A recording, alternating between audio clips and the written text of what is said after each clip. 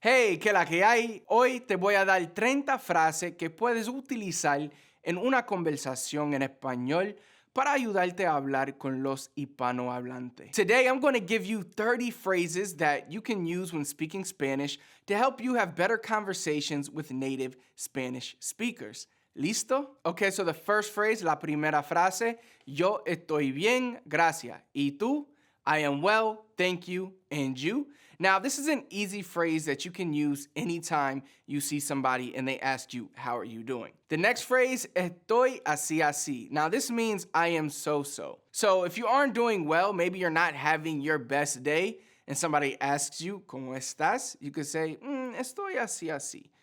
I'm so-so. The next phrase, yo soy de blank. So I am from blank. So if somebody asks you, ¿de dónde eres tú?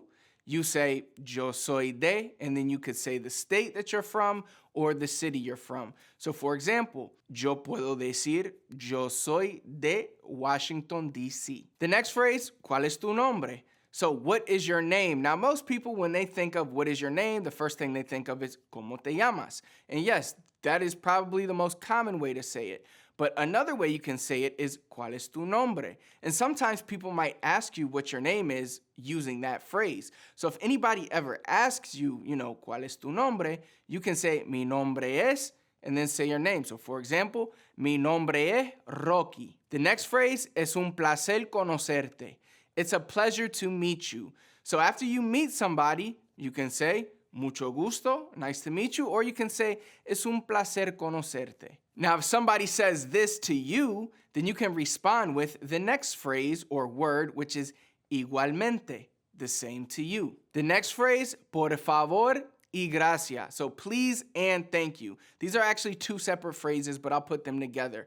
Because anytime you ask for something, you should always say please, and when you receive it, you should say thank you. Please and thank you. That's the magic words. The next phrase, yo tengo blank años. So when you want to tell somebody how old you are in Spanish, you say, I have blank years. So blank amount of years. So if you're 30 years old, you say, yo tengo 30 años. I have 30 years. That's how it would directly translate. The next phrase, me gusta. So me gusta is used to say that I like. So if you want to say something like I like to read, you say me gusta leer.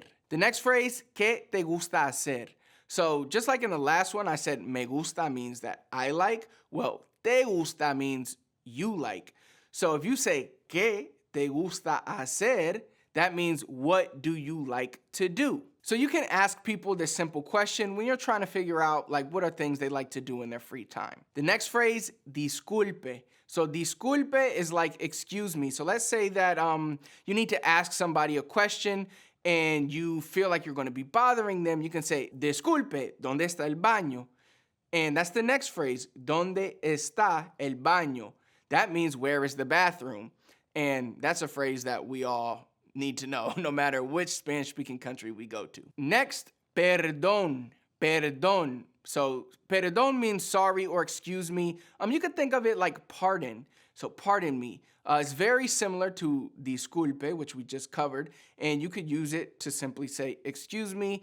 Think of it like pardon me. So if you want to ask somebody, hey, pardon me, do you have the time? You could say, perdón, ¿me puede dar la hora? Next phrase, lo siento. Now, this is similar to the last one. It means I'm sorry, but it's a little different in the sense that this time you're saying I'm sorry if you regret something.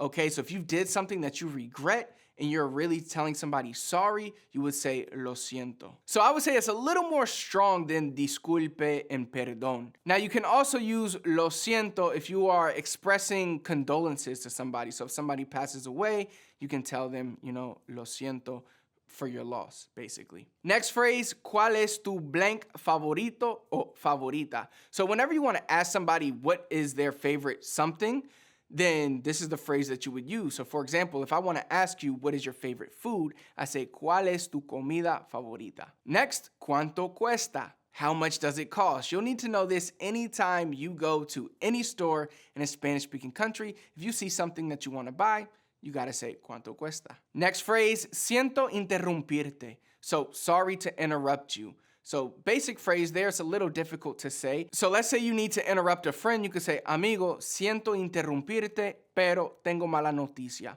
Sorry to interrupt you, but I have bad news. Next phrase, ¿cuál es la fecha de hoy? What is the date today? So if you need to know what the date is, then use this phrase. Next phrase is very simple, but also very important.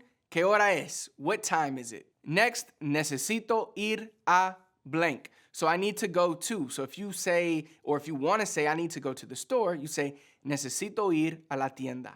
I need to go to the store. Next phrase, te voy a llamar. I am going to call you. Te voy a llamar. Next phrase, necesito ayuda. This is very, very important. I need help. Necesito ayuda. This is an important emergency phrase that you should have no matter which Spanish-speaking country you go to. Next phrase, nos vemos. That means see you, farewell, bye, basically. Next, hasta pronto, see you soon. Now keep in mind, you can also say nos vemos pronto, and that can also mean see you soon. Next, con mucho amor, with a lot of love. So let's say you want to say that something was created with a lot of love, then you would say, fue creada con mucho amor. Next phrase, salud. You would say salud when somebody sneezes. I'm sure you learned this in school. It's one of the first things we all learn. Somebody sneezes, you say salud. But remember, salud also means health, as in well-being. So buena salud means good health. Next phrase is a phrase everybody knows by now. Feliz cumpleaños. Happy birthday. Next phrase, así que. Así que means so, and it's as a consequence. So this would usually happen later in a sentence, like the second half of a sentence. So for example, if I say, no me gusta estudiar, así que me salí de la universidad y empecé mi propio negocio. I don't like to study, so I dropped out of college and started my own business. So notice how so is in the second half of that sentence. It's kind of like a consequence. That's when you would use así que. Next word, entonces, is then. It's similar to así que, but entonces could be used at the beginning of a sentence. Also, if then, so if this happens, then entonces happens. So if then, sí, entonces. Last phrase, buena suerte, good luck. Buena suerte a ti con esta frase. Now, if you're serious about leveling up your Spanish, click the first link that I pinned in the comments. I have a special gift for you there. Also, if you are binge watching these videos, then you should definitely click right here, and YouTube should take you to another good Spanish learning video that will help you improve your Spanish. Hasta la próxima vez. Hasta pronto. See how I use that phrase? Nos vemos.